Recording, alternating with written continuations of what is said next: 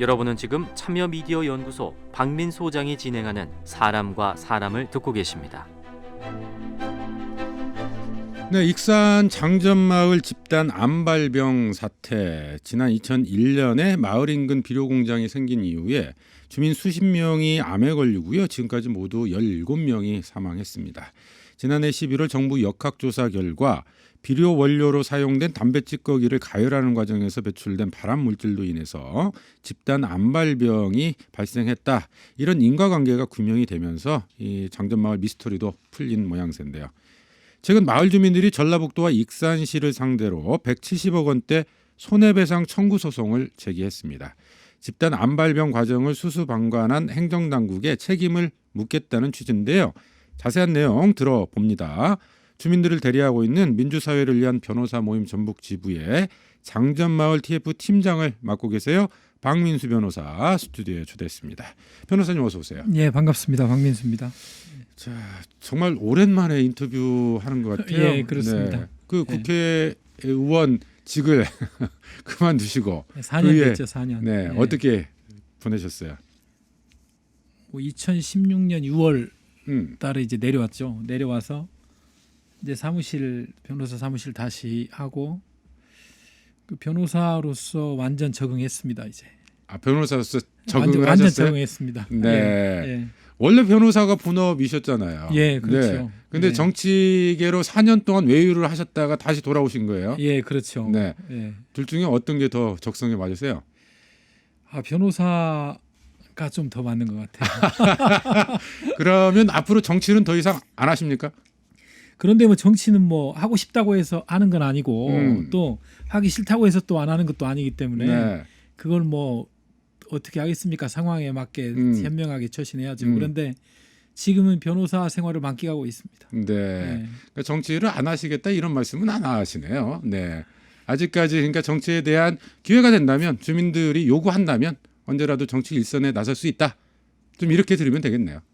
예, 뭐 정치적인 상황하고 맞물려 있는데 네. 지금 상황은 크게 정치인으로서 메리트는 못 느낍니다. 현재 정치 상황은. 네. 예, 뭐 아니 뭐 선거가 아직 많이 남았잖아요. 예, 집권당이 기준을 잡아서 잘 가고 있다고 판단하기 때문에 네. 정치인은 약간 야당 정치하는 게 재밌습니다. 아, 야당 정치가 그러면 예, 야당 민주당이 대선에서 좀 지거나 좀 이런 상황이 돼야 정치를 재개하시는 거예요? 야당 국회의원이 네. 정부의 실정이라든지 또 문제점을 극명하게 드러낼 수도 있고 역할도 많기 때문에 여당 정치인보다는 야당 정치인이 활동성이 더 필요하고 네. 그리고 정치적인 의미도 더 많이 가진다고 생각합니다. 알겠습니다. 네. 네. 자, 오늘 본래 좀 하려던 이야기로 넘어가 봐야 될 것 같아요. 예. 자, 장전마을 주민들을 좀 대리해서 지금 전라북도와 익산시를 상대로 소송을 제기하셨네요. 정확한 내용이 좀 어떻게 됩니까? 예, 원래 지금 2001년도에 그 장전마을이라고 있습니다. 장전마을 네. 북쪽에는 자그마한 산 이렇게 있고요. 네. 그 바로 뒤가 금강입니다. 음. 금강하고 상당히 가까운 곳인데 그 2001년도에 그 장전마을 그 북쪽에 있는 산기슭에 금강농산이라고 하는 폐기물을 재활용해서 비료를 만드는 공장이 들어왔습니다. 네. 그런데 그 유기질 비료를 만들면서 여러 가지 이제 재료를 뭐 혼합하고 뭐 네. 향신료 뭐 이런 거 막 집어넣어서 비료를 만드는 과정에 그 담배 찌꺼기를 그렇죠. 활용을 했죠. 네. 그렇죠. 담배 찌꺼기 그다음에 피자바 그 연초박. 예, 네. 연초박 껍질을 말려서 음. 유기질 비료를 만들어야 되는데 그걸 말리면 극독 물질이 발생합니다. 기체 특히 가열할 때. 예, 가열할 네. 때 약 한 300도 넘게 가열해서 이제 했다는 건데 그때 나오는 극독 물질이 심각한 발암 물질이 네. 많이 함유돼 있고요. 그래서 그게 이제 본격적으로 문제된 것이 한 1년 정도 안에 벌써 문제가 돼서 2002년 5월경에 주민들이 호소를 합니다. 익산시하고 네. 전라북도에 이거 좀 행정당국에서 좀 처리 좀 해달라 했는데 그게 계속 방치가 되다가 계속 주민들이 이제 암도 발생하고 뭐 물고기 떼죽음 당하고 그리고 주민들 악취로 막 응급실에 네. 실려가고 그런데도 행정기관이 문제 없다 이건 현행법상으로 문제 없다 이렇게 해오다가 점차 그 암 환자도 많이 발생하고 돌아가신 분도 발생하고 하니까 네. 결국 문제가 돼서 그 금강농산이 2017년도 4월달에 네. 폐쇄가 됩니다. 네. 예, 폐쇄가 된 사건이 이 사건입니다. 네. 예. 그러니까 그 사건의 개요에 대해서 이제 정리를 해주셨는데 예. 그래서 소송의 내용은 뭐예요? 그러니까 전라북도와 익산시를 상대로 예. 뭐 직무유기에 따른 뭐 피해 보상 뭐 이런 겁니까? 뭐 어떻게 되는 거죠? 그러니까 2002년 5월경부터 계속 요구를 했습니다. 주민들이 네. 예를 들어서 뭐 지속적으로 고통, 그 다음에 암 환자도 발생하고 그래서 환경오염을 막아달라.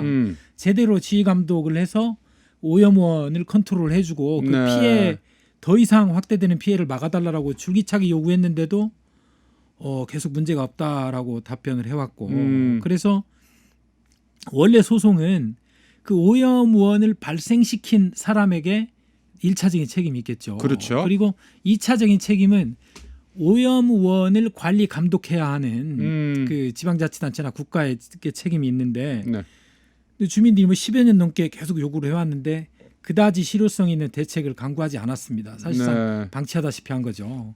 그래서 지휘감독 책임 있는 지방자치단체에 소송을 하게 된 것이고 원래 오염원을 배출한 네. 오염원을 배출한 원래 원인자 그 법인은 지금 법인이 파산됐습니다. 그렇죠. 그래서 네. 법인격이 없어져 버렸어요. 그래서 저희들이 이제 가능한 곳이 원래 오염원을 배출시킨 그 원인자에게는 불가능하고 네. 그 지휘 감독자인 전라북도와 전라북도하고 익산시. 익산시에 소송을 하게 네. 된 것입니다. 주민들이 입은 피해에 대해서 손해를 배상하라라고 예. 하는 예, 관리 그렇습니다. 감독 예. 책임자에게 소송을 제기하신 건데, 근데 사실은 이제 이 소송 나오면서 전라북도나 익산시뿐만 아니라 정부나 KTNG 쪽에 대해서도 소송을 해야 되는 거 아니냐? 왜 여기는 빼고 전라북도와 익산시만 대상으로 한 거냐? 이런 질문도 나오더라고요.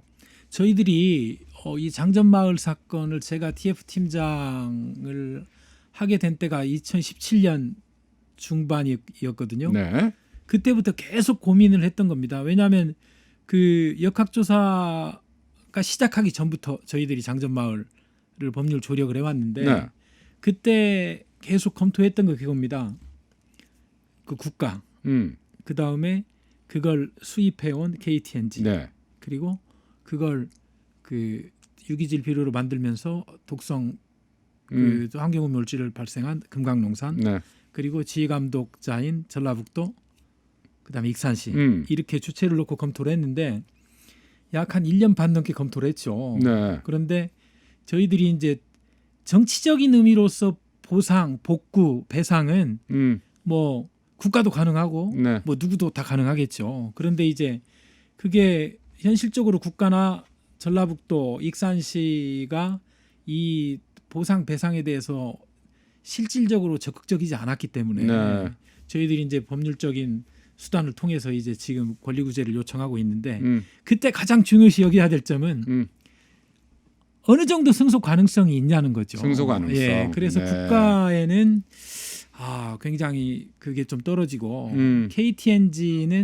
KTNG가 금강농산에게 그걸 넘겨줄 때는 그걸 썩혀서 퇴비로 만들어라라는 용어로 준 거거든요. 네. 그런데 금강농산에서는 그걸 좀 더 말려서 이제 유기질 비료를 만들면 네. 더 돈이 되니까 그 독성 오염 물질을 네. 하면서까지 진행한 겁니다. KTNG의 법적 책임을 묻기는 쉽지가 그래서 않았다. 좀 만만치 않았습니다. 검토를 하는.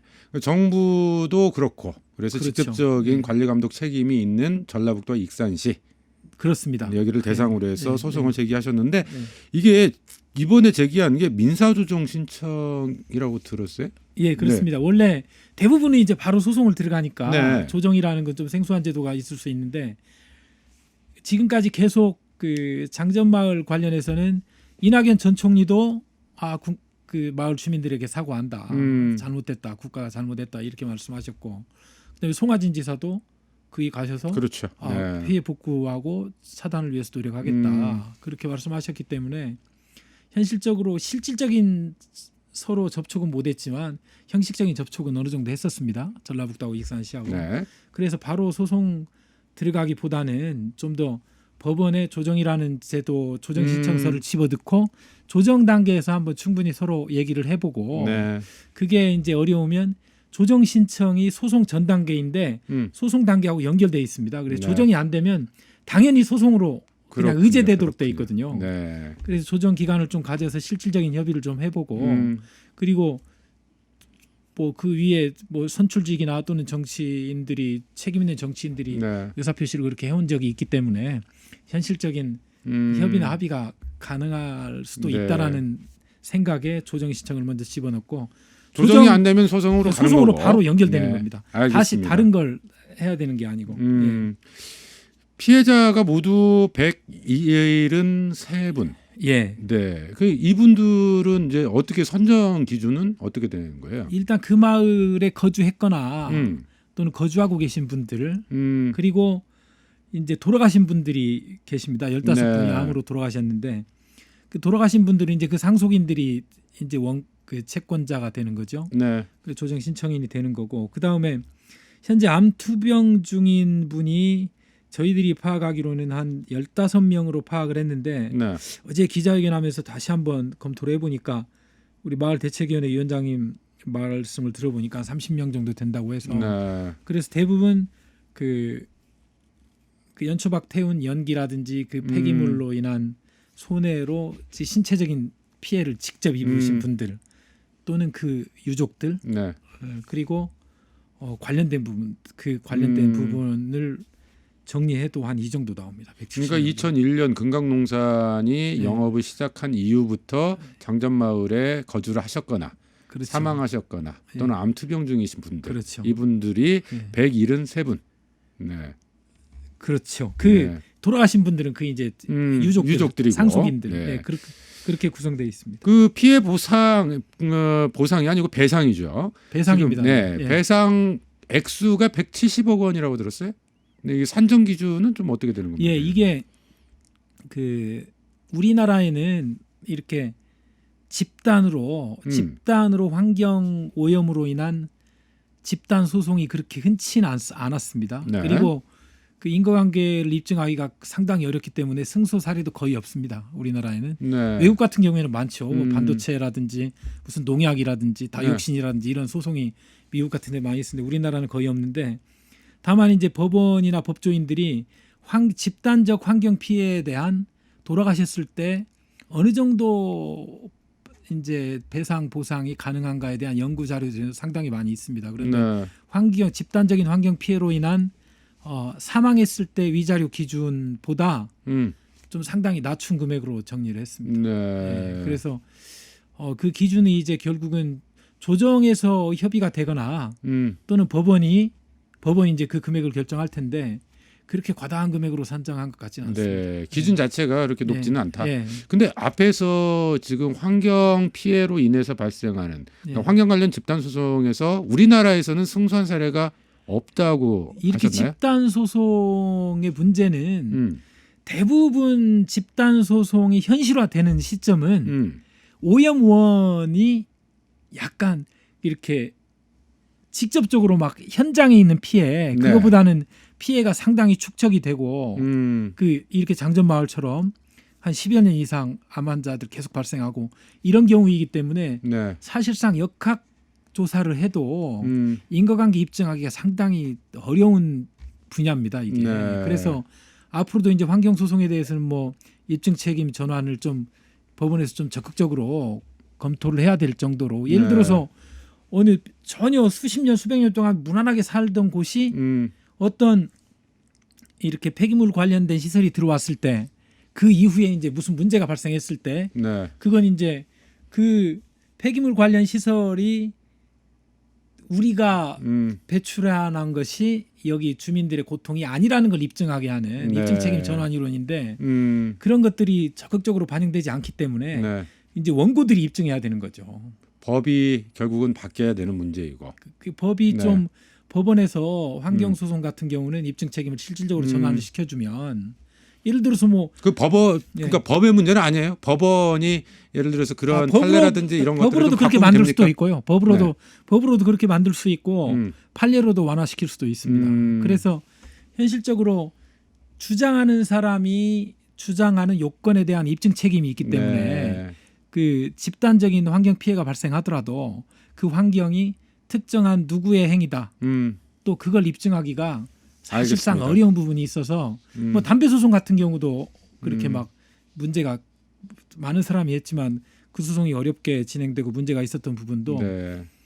그게 굉장히 규명하는 게 어렵고 근데 거의 우리나라에서는 최초로 집단적 환경 피해에 대한 역학조사가 네.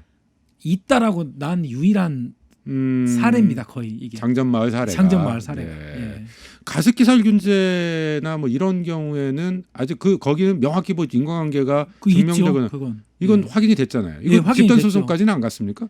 그것은 아마 피해자 모임 해가지고 소송을 진행 중일 텐데 그건 이제 어느 지역에 있는 건 아니고 네. 제조물 관련해서 피해가 있는 거죠. 어떤 그렇군요, 제조물 관련한 피해고 네. 우리는 이제 그 인근 지역이 전부 피해 음. 범위에 들어가기 때문에 알겠습니다. 약간 좀 다른 측면이 있습니다. 일단 조정 신청을 해보고 왜냐하면 행정 당국에서도 잘못을 인정한 바 있기 때문에 이 주민들에 대해 피해를 어떻게든 좀 배상하고 이럴 수 있는 의지가 있을 거 아니냐 이런 기대에서 조정 신청을 먼저 하신 거예요. 네. 예, 그랬죠. 네. 예. 그래서 받아들여질 가능성은 좀 어느 정도 있다고 보세요? 어쨌든 조정에 있어서는 결국 이제 배상 금액 논란이 되겠죠. 조정에서는. 금액이 네. 예, 그러니까 이제 분쟁은 두 가지 형태로 양상이 전개가 됩니다. 처음에 책임 원인이 있는지 여부가 결정이 돼야 되고 있는지 여부가 결정이 된 상황에서는 이제 그러면 얼마를 배상해야지 적당한 거냐. 이 두 가지 단계인데 네. 이게 지금 환경부 환경관리공단에서 의뢰한 역학조사가 약간 긍정적으로 나왔기 때문에 이 사건의 쟁점은 배상 금액이 어느 정도냐에 네.